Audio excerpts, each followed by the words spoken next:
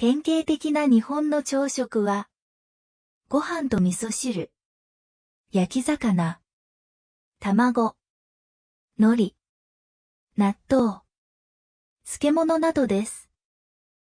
しかし、今ではこのような朝食を毎日食べる人は少なくなりました。逆にパンと卵などの西洋風の朝食を食べる人が増えています。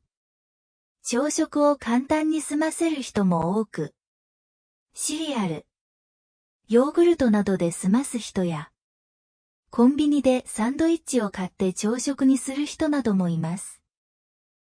朝食を食べない人もいます。味噌汁は、出汁を取り、味噌を溶かしたスープです。豆腐、わかめ、大根などの具を入れます。飲むときはスプーンを使わないで、お椀を手に持って、口の近くに持って行って飲みます。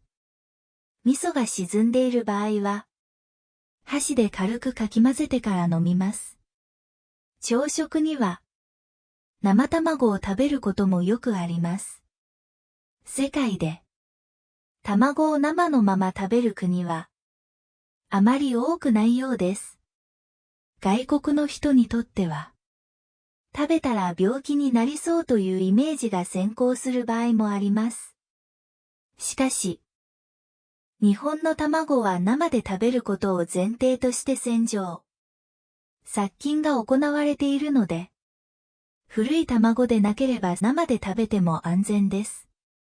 生卵は、醤油またはだし汁と混ぜ、ご飯にかけた卵かけご飯にして食べることが多いです。卵かけご飯は、朝食だけではなく、お酒を飲んだ後に食べることもあります。居酒屋のメニューなどでは TKG と書かれることもあります。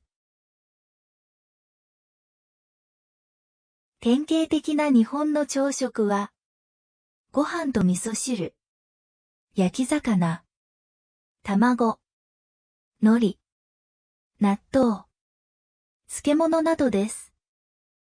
しかし、今ではこのような朝食を毎日食べる人は少なくなりました。逆にパンと卵などの西洋風の朝食を食べる人が増えています。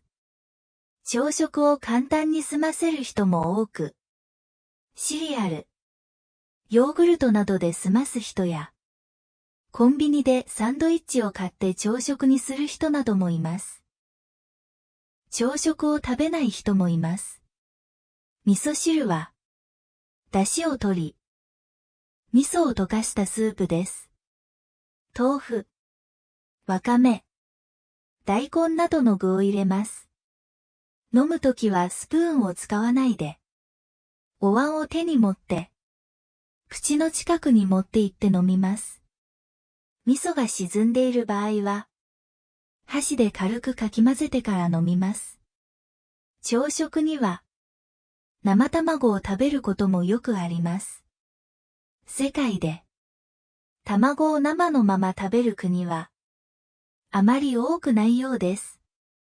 外国の人にとっては、食べたら病気になりそうというイメージが先行する場合もあります。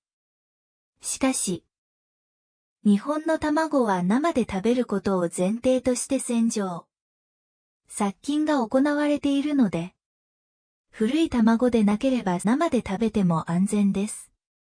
生卵は、醤油またはだし汁と混ぜ、ご飯にかけた卵かけご飯にして食べることが多いです。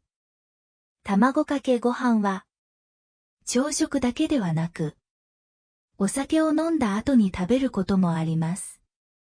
居酒屋のメニューなどでは TKG と書かれることもあります。